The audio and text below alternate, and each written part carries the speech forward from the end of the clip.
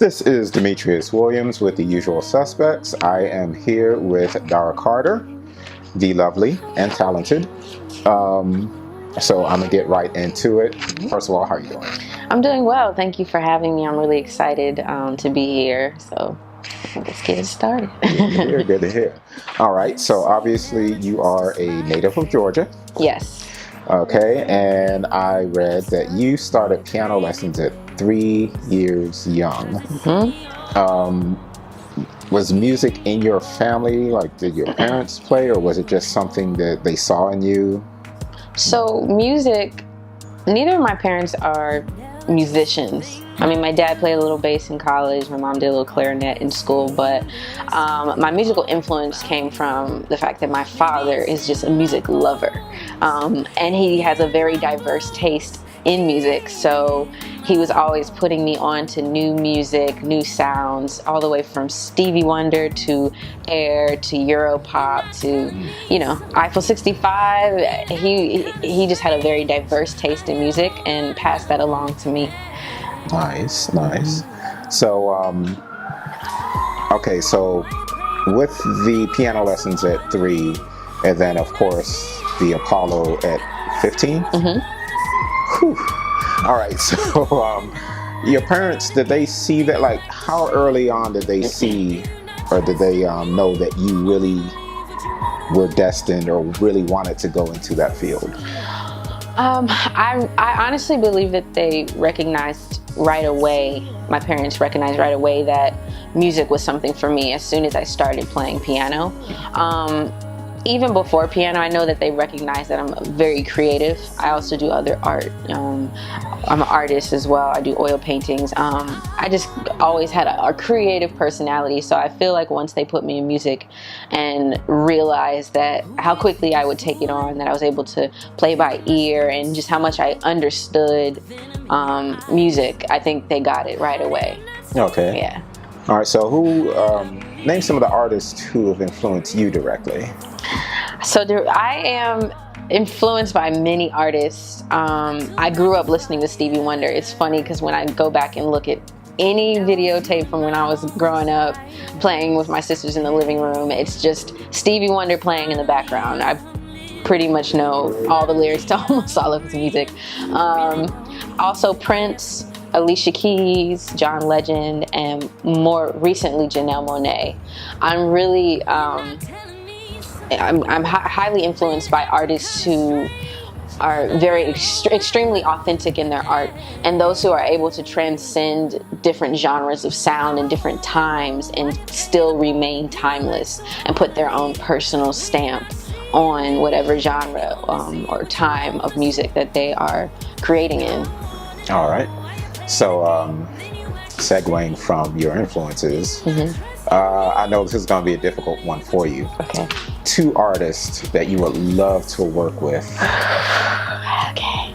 See, and this changes very often. Well, not very often, but, you know, as I've been doing this so long. But right now, I would say Kaytranada and Janelle Monáe. Okay. I've had my eyes on them for a while now. Kaytranada is just one of the best producers I've ever heard. I got to see him live at Afropunk last year in Brooklyn, and yeah, I mean, I feel like his sound would mold with my voice very well and my style. Janelle Monáe, I just love her.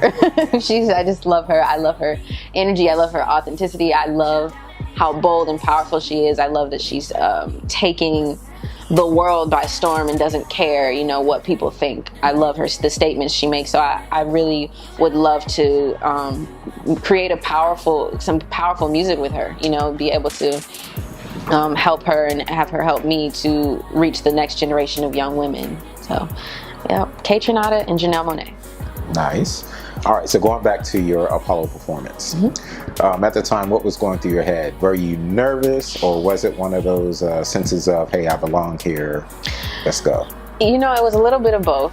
So I was nervous, but I also felt like I belonged. By the time I was 15, I had already been performing quite often since the age of 12. I started performing at the age of 12 around Atlanta with some of the old jazz legends.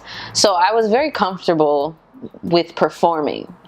But this was the Apollo, so it's a little different. Some people come there to boo, to get people off the stage. So that morning I woke up and had laryngitis. I couldn't speak. I was on the plane freaking out because I couldn't speak, and it just came out of nowhere.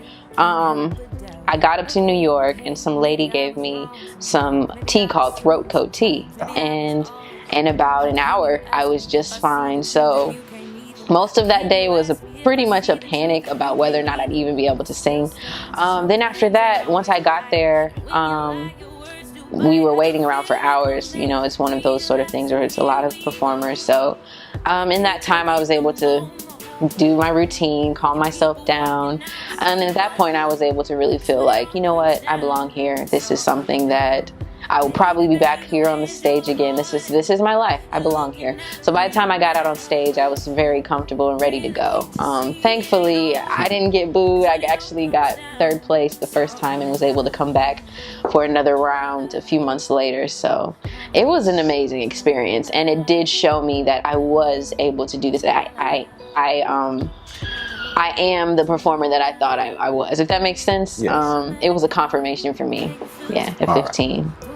Okay, and you briefly alluded to people you've worked with, which brings me to the next question. All right, so you have had a diverse group of people that you've worked with or studied under.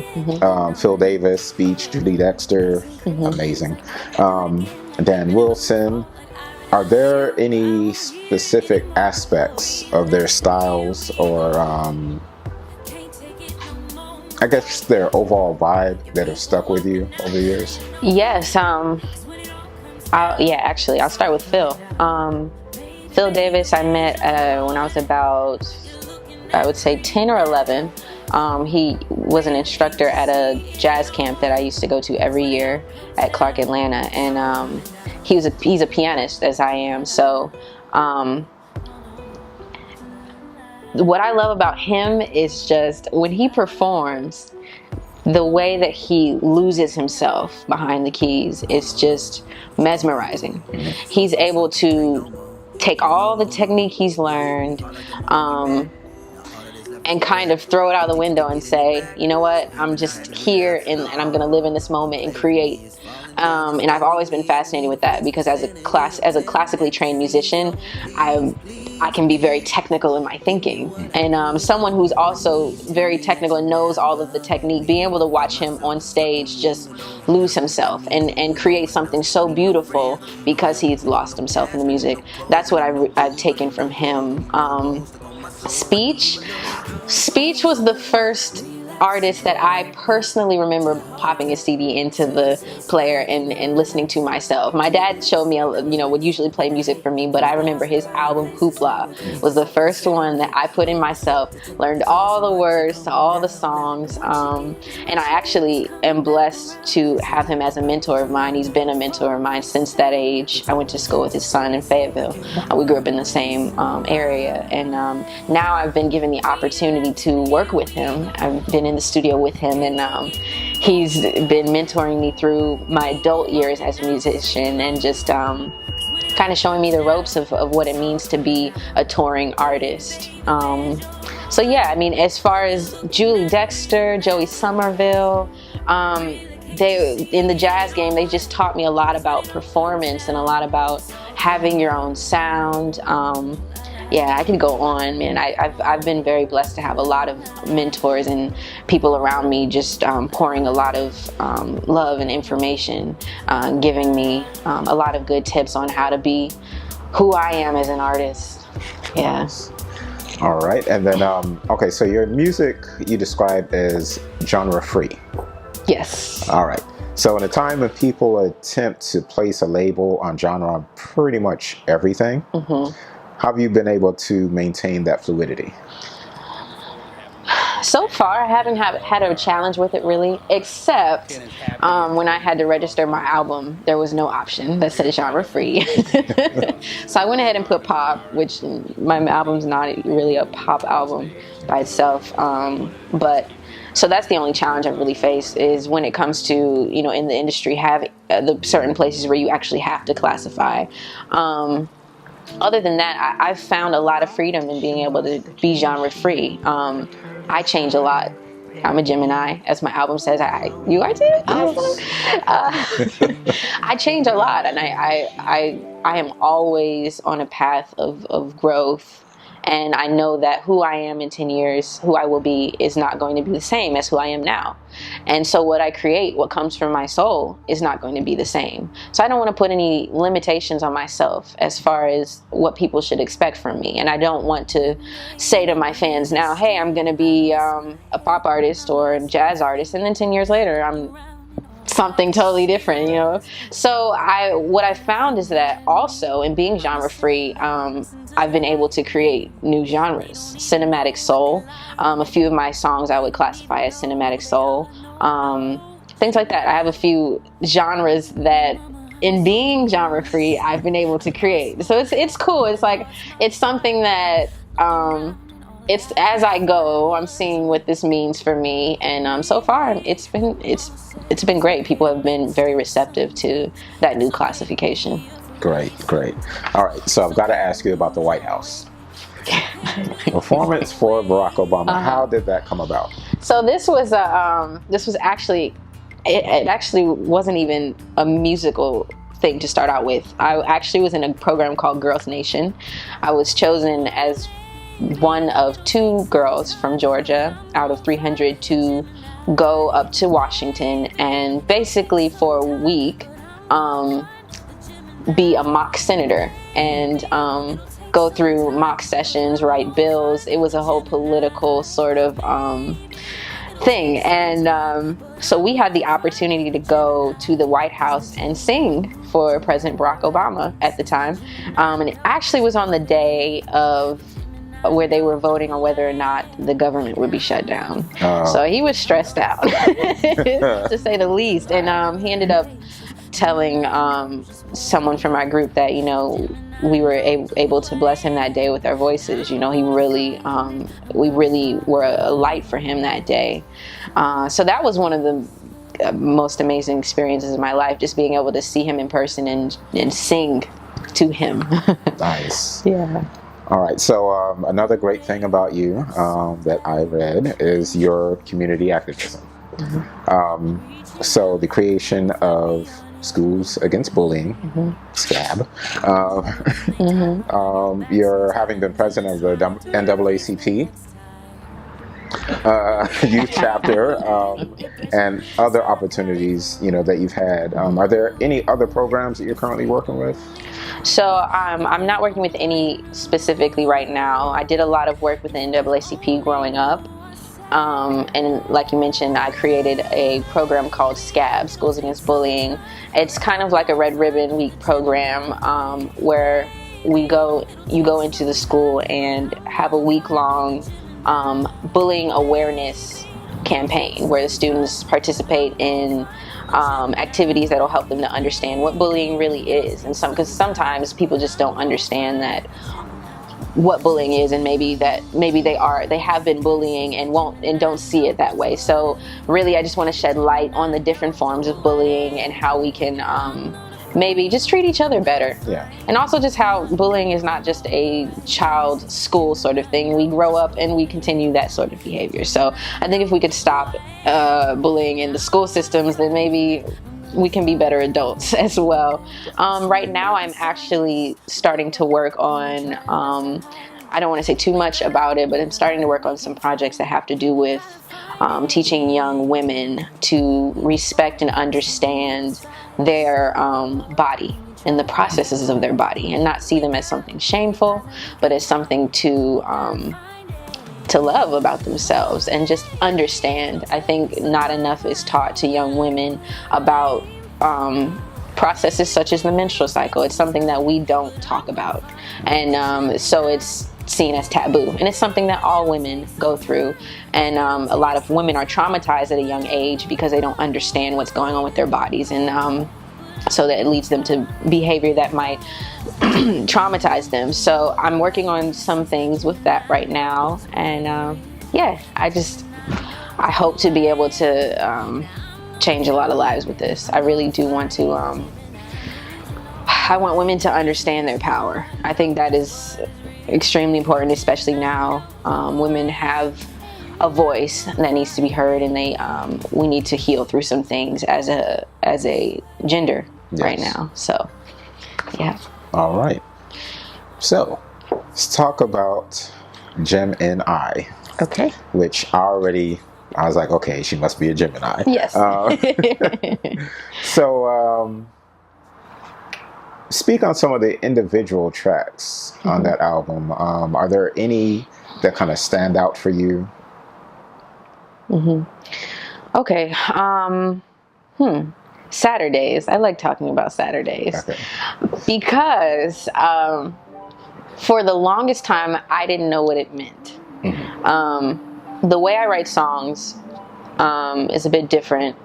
Sometimes I don't know what they mean initially, because sometimes I will sit down and a song will pour out of me and it'll take me the next few months to put it together and realize whatever was moving through me was trying to communicate to the world through my songs, because I don't write them, as a human being.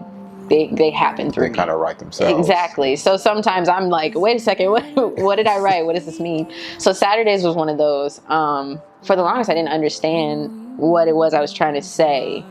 And then I was going through a bit of a tough time, and I listened to it, and it really connected with me. And I said, aha, I know what it means now. All right. Then about a month later, I was dealing with something else, listened to the song, and it had a whole different meaning. So I realized Saturdays is one of those songs that, and subsequently realized this about a lot of my music. It can apply at different times to different things, to different people in different circumstances. And that's something that I really want my music to do. I want my music to be relatable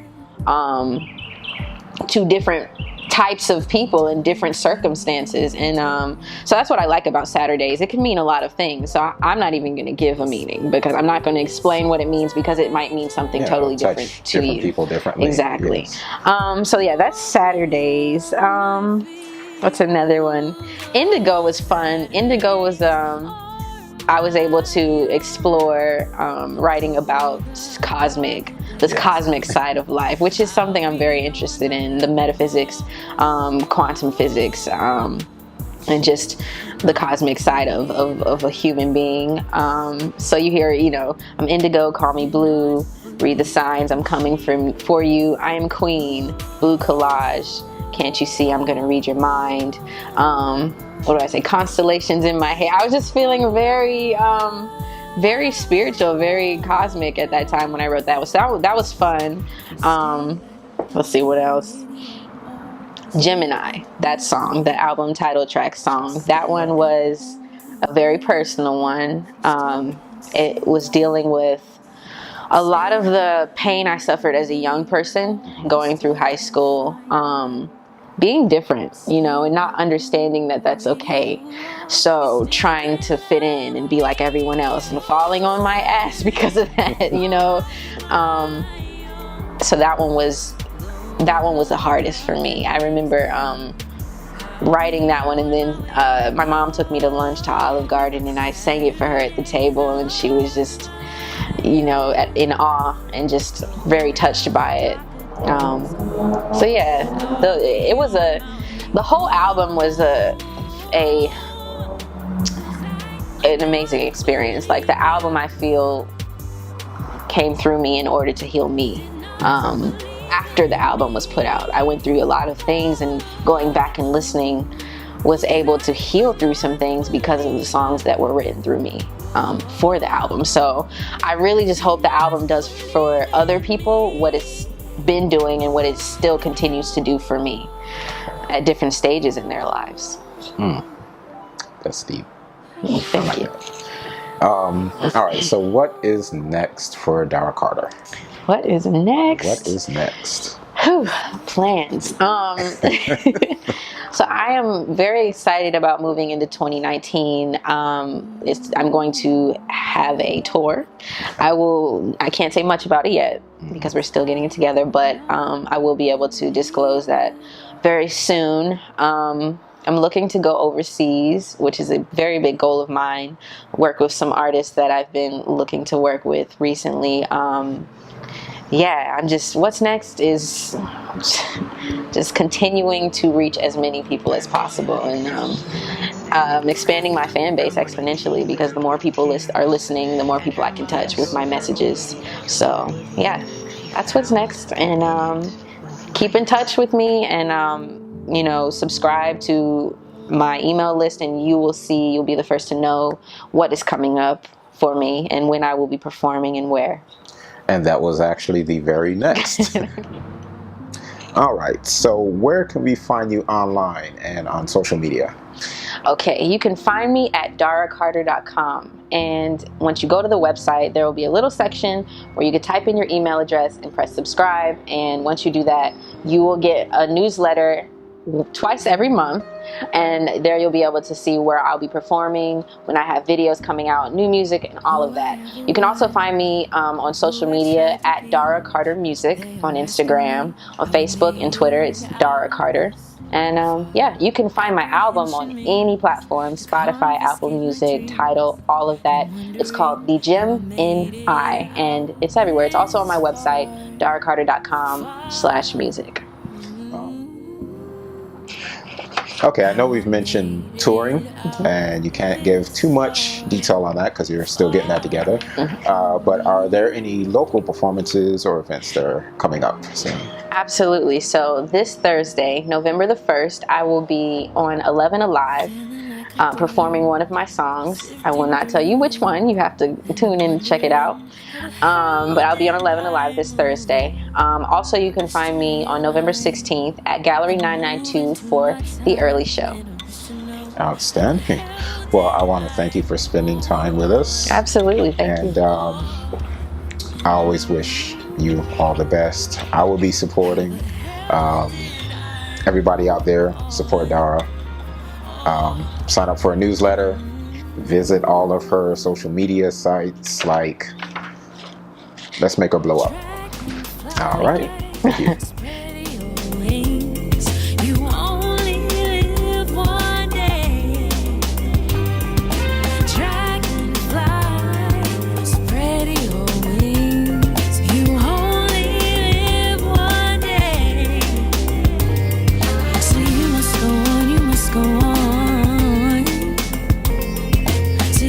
Go on, you must go on.